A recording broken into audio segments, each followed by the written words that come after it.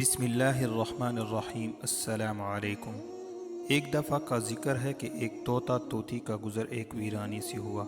ویرانی دیکھ کر طوطی نے طوطے سے کہا، کس قدر ویران گاؤں ہے؟ طوطے نے کہا، لگتا ہے یہاں کسی الو کا گزر ہوا ہے۔ جس وقت طوطا طوطی باتیں کر رہے تھے، عین اسی وقت ایک الو بھی وہاں سے گزر رہا تھا۔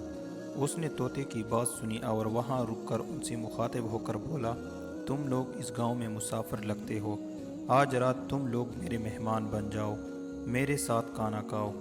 الو کی محبت بری دعوت سے طوطے کا جوڑا انکار نہ کر سکا اور انہوں نے الو کی دعوت قبول کر لی۔ کھانا کھا کر جب انہوں نے رخصت ہونے کی اجازت چاہی تو الو نے طوطے کا ہاتھ پکڑ لیا اور کہا، تم کہاں جا رہی ہو؟ طوطی پریشان ہو کر بولی، یہ کوئی پوچھنے کی بات ہے، میں اپنے خاوند کے ساتھ واپس جا رہی ہوں۔ الو یہ سن کر ہنسا اور کہا، یہ تم کیا کہہ رہی ہو، جبکہ تم میری بیوی ہو؟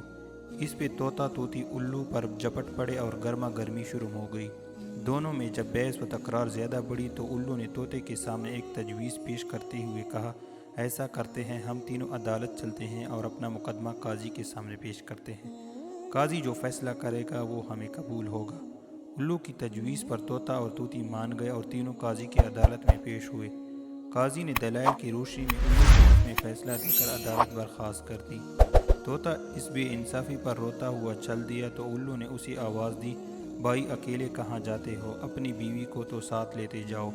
طوطے نے حیرانی سے الو کی طرف دیکھا اور بولا، اب کیوں میرے زخموں پر نمک چھڑکتے ہو؟ اب یہ میری بیوی کہاں ہے؟ عدالت نے تو اسے تمہاری بیوی قرار دے دیا ہے۔ الو طوطے کی بات سن کر نرمی سے بولا، نہیں دوست، یہ طوطی میری نہیں بلکہ تمہاری ہی بیوی ہے۔ میں تمہیں صرف یہ بتانا چاہتا تھا کہ بستیاں الو ویران نہیں کرتے، بستیاں تب ویران ہوتی ہے جب ان سے انصاف اٹھ جاتا ہے۔ دوستو، اگر آپ لوگوں کو ہماری ویڈیو پسند آئی تو ہماری ویڈیو کو لائک اینڈ شیئر ضرور کریں اور چینل کو سبسکرائب کریں۔ شکریہ۔